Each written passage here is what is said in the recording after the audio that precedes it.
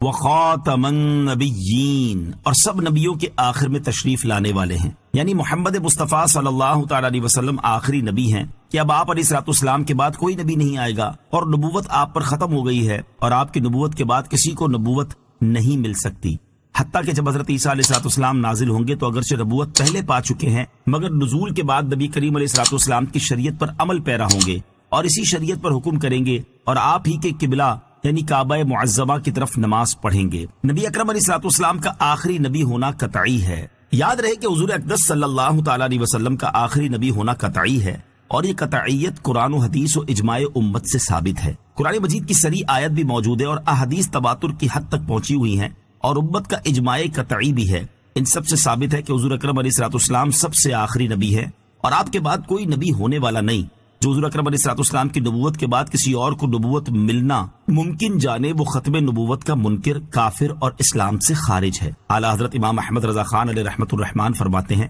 اللہ عز و جل سچا اور اس کا کلام سچا۔ مسلمان پر جس طرح لا الہ الا اللہ ماننا، اللہ سبحانہ و تعالیٰ کو احد صمد لا شریک لہ یعنی ایک بے نیاز اور اس کا شریک نہ ہونا جاننا فرض اول اور منات ایمان ہے۔ یوں ہی محمد رسول اللہ صلی اللہ تعالی علیہ وسلم کو خاتم النبیین ماننا، ان کے زمانے میں خواہ ان کے بعد کسی نبی جدید کی بعثت کو یقیناً محال و باطل جاننا فرض اجل و جزء ایقان ہے۔ وَلَٰكِن رسول اللہ وخاتم النبیین، نص قطعی قرآن ہے، اس کا منکر نہ منکر بلکہ شبہ کرنے والا، نہ شاک کے ادنا ضعیف احتمال خفیف سے توہم خلاف رکھنے والا، قطعاً اجماعاً کافر ملعون مخلد فی النیران یعنی ہمیشہ کے لیے جہنمی ہے۔ نہ ایسا کہ وہی کافر ہو بلکہ جو اس کے عقیدہ ملعونہ پر مطلع ہو کر اسے کافر نہ جانے وہ بھی کافر، جو اس کے کافر ہونے میں شک و تردد کو راہ دے وہ بھی کافر۔ بین الکافر جلی الکفران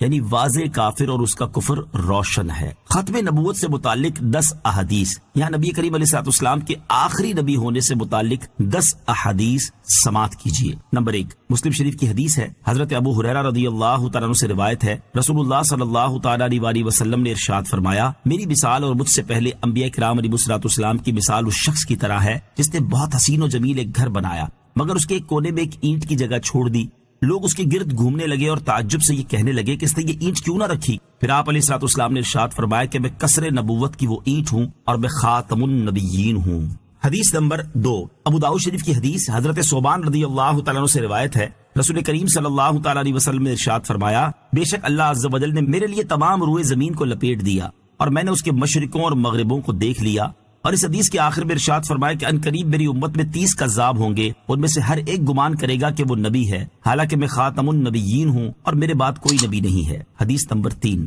مسلم شریف کی حدیث، حضرت ابو ہریرہ رضی اللہ تعالیٰ عنہ سے روایت ہے، حضور اقدس صلی اللہ تعالیٰ علیہ وسلم نے ارشاد فرمایا، مجھے 6 وجوہ سے انبیاء کرام علیہ الصلوۃ والسلام پر فضیلت دی گئی ہے۔ نمبر 1، مجھے جامع کلمات عطا کیے گئے ہیں۔ نمبر 2، روب سے میری مدد کی گئی ہے۔ نمبر 3، میرے لیے غنیمتوں کو حلال کر دیا گیا ہے۔ نمبر 4، تمام روئے زمین کو میرے لیے طہارت اور نماز کی جگہ بنا دیا گیا ہے۔ نمبر 5، مجھے تمام مخلوق کی طرف نبی بنا کر بھیجا گیا ہے۔ نمبر 6، اور مجھ پر نبیوں کے سلسلے کو ختم کیا گیا ہے۔ حدیث نمبر 4، ترمذی شریف کی حدیث، حضرت جبیر بن مطعم رضی اللہ تعالی عنہ سے روایت ہے، رسول اکرم صلی اللہ تعالی علیہ وسلم نے ارشاد فرمایا، بے شک میرے متعدد نام ہیں، میں محمد ہوں، میں احمد ہوں، میں ماحی ہوں کہ اللہ تعالیٰ میرے سبب سے کفر مٹاتا ہے، میں حاشر ہوں، میرے قدموں پر لوگوں کا حشر ہوگا، میں عاقب ہوں اور عاقب وہ جس کے بعد کوئی نبی نہیں۔ حدیث نمبر 5، حضرت جابر بن عبداللہ رضی اللہ تعالیٰ عنہ سے روایت ہے، حضور اقدس صلی اللہ تعالیٰ علیہ وسلم نے ارشاد فرمایا، میں تمام رسولوں کا قائد ہوں اور یہ بات بطور فخر نہیں کہتا، میں تمام پیغمبروں کا خاتم ہوں اور یہ بات بطور فخر نہیں کہتا،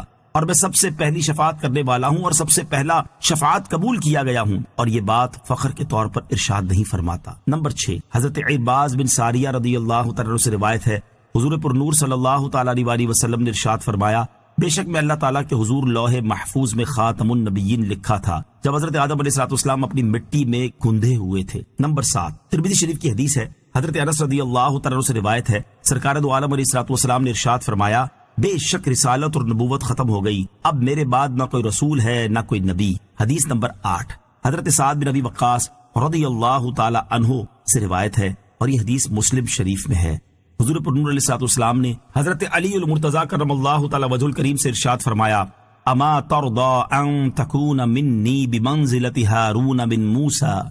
موسى غیر انه لا نبی بعدی، یعنی کیا تم اس پر راضی نہیں کہ تم یہاں میری نیابت میں ایسے رہو جیسے حضرت موسیٰ علیہ السلام جب اپنے رب سے کلام کے لیے حاضر ہوئے تو حضرت ہارون علیہ السلام کو اپنی نیابت میں چھوڑ گئے تھے۔ ہاں یہ فرق ہے کہ حضرت ہارون علیہ السلام نبی تھے، جبکہ میری تشریف آوری کے بعد دوسرے کے لیے نبوت نہیں، اس لیے تم نبی نہیں ہو۔ حدیث نمبر 9۔ حضرت علی المرتضیٰ کرم اللہ تعالی وجہ الکریم نبی پاک علیہ السلام کے شمائل بیان کرتے ہوئے فرماتے ہیں، حضور اقدس علیہ السلام کے دو کندھوں کے درمیان مہر نبوت تھی اور آپ خاتم النبیین تھے۔ حدیث نمبر 10۔ حضرت ابو امامہ باہلی رضی اللہ تعالیٰ عنہ سے روایت ہے، حضور انور علیہ السلام نے ارشاد فرمایا، اے لوگو، بے شک میرے بعد کوئی نبی نہیں اور تمہارے بعد کوئی امت نہیں، لہٰذا تم اپنے رب کی عبادت کرو، 5 نمازیں پڑھو، اپنے مہینے کے روزے رکھو، اپنے مالوں کی خوش دلی کے ساتھ زکوٰۃ ادا کرو، اپنے حکام کی اطاعت کرو اور اپنے رب کی جنت میں داخل ہو جاؤ۔ نوٹ: حضور پرنور علیہ السلام کی ختم نبوت کے دلائل اور منکروں کے رد کے بارے میں معلومات حاصل کرنے کے لیے فتاوی رضویہ کی 14ویں جلد میں موجود رسالہ المبین ختم النبیین، حضور اقدس علیہ السلام کے آخری نبی ہونے کے دلائل، اور 15ویں جلد میں موجود رسالہ جزاء اللہ عدوہ بإبائہ ختم النبوہ، ختم نبوت کا انکار کرنے والوں کا رد، مطالعہ فرمائیں۔